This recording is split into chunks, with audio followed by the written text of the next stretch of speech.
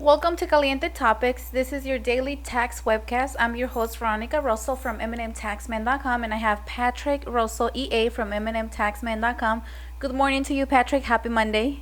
Good morning, Veronica. Glad to have you back. Today's conversation is going to be IRS audit related, but it's also a broader conversation as to what needs taxpayers have in filing payments made to independent contractors. And of course, we're talking about the Form 1099, and it's recently evolved. Contractor payments used to be reported on Form 1099 MISC, miscellaneous, but that now has been sharpened up a little bit. The 1099 series has been sharpened up, and now it's the 1099 NEC for non-employee compensation. So how much do we have to pay a contractor before it's our responsibility to file a 1099 for that contractor, Veronica? And that's a great question. That's a question that we always get to answer to clients, and it's $600 and more. Very good. If someone pays you more than $600, you are required to receive a 1099, and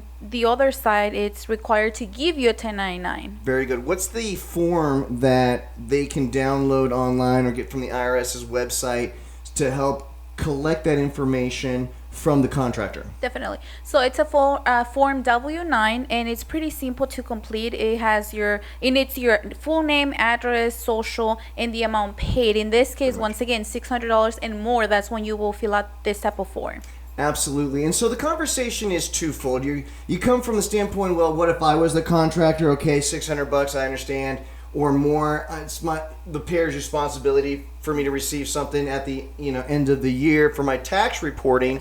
But what if you're in an audit and you're the person, let's say the general contractor, and you've got subcontracting as a line item, cost of labor, contract labor being a line item specifically being examined?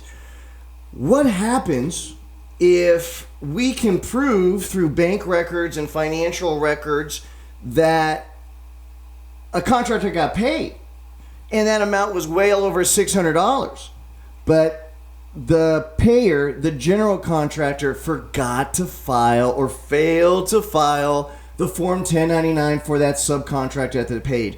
What's the policing on that? What will the IRS do in that situation? They will send you a letter, and they have a sweep penalty of about 24%. Very good. That backup withholding is what the policing mechanism that the IRS has, meaning they'll give you the deduction. Yep. They'll show as a subcontractor that you played as a general contractor. We could see through company checks that's verified through your bank statements, even that little micro image that verifies all the other records, that this subcontracting plumber got paid, and let's say, for the sake of argument, it totaled out to $5,000. But now you failed to file the 1099. So what the agent will do in that situation is going to put the burden of proof on you.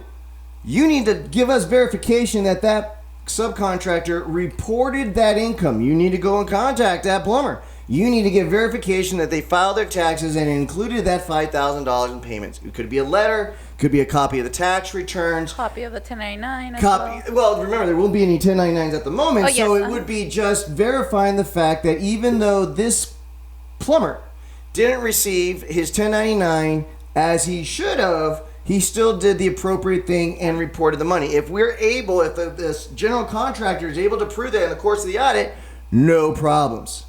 If, however, the subcontractor is gone, went and goes, and we're not able to get that corroborating evidence I'm suggesting, you'll be able to take the $5,000 as a write-off, but you're still going to get a bill at the end of the audit.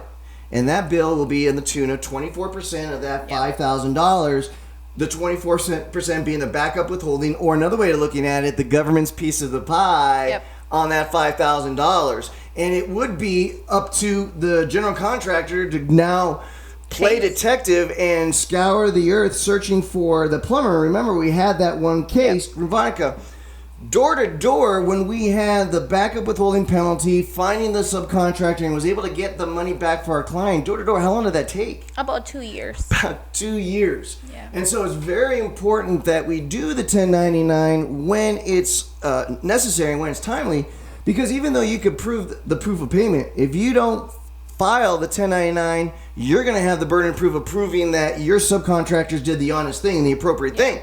And you don't want to be in a situation where you have over 20 subcontractors and you failed to file 1099s for all of them. You know, that's really hard to do nowadays. Yeah, but definitely. You know, you know, back in 2005, 2006, it really was a situation where we had to teach a lot of our clients that the IRS has a way of making you suffer, even though you can prove that you pay that subcontractor the right amount. Does that make sense? Yeah, definitely. So we're gonna come back with another webcast tomorrow, just kind of following up a little bit more on this topic. Thank you, Patrick. Final note, guys, foreign contractors. Foreign contractors meaning those work was performed by a foreign contractor outside the United States. There is a form for that too, people, and that is the form W8BEN. So there wouldn't be a social security or some type of tax identification number, but there would be now an extra instrument and tool filed with the IRS that will corroborate beforehand, right? We're filing this before any audit letter. We're doing this at the appropriate time. So that now, let's say that same player, that same general contractor gets audited, they'll have the benefit of the W8BEN in retrospect, or instead of the Form 1099, which would have been an American-based contractor in play. All right, guys, please. The quickest way to get a quick answer is by using our comment box below. Please send us your questions. Don't just subscribe to the show, even though we will be doing this pro bono daily tax advice forum every day. Guys, no matter what happens to you today, no matter what comes your way, what obstacles or challenges you face, you just need to remember one thing. Give them hell. Have a good day, guys. Patrick. We'll talk to you tomorrow.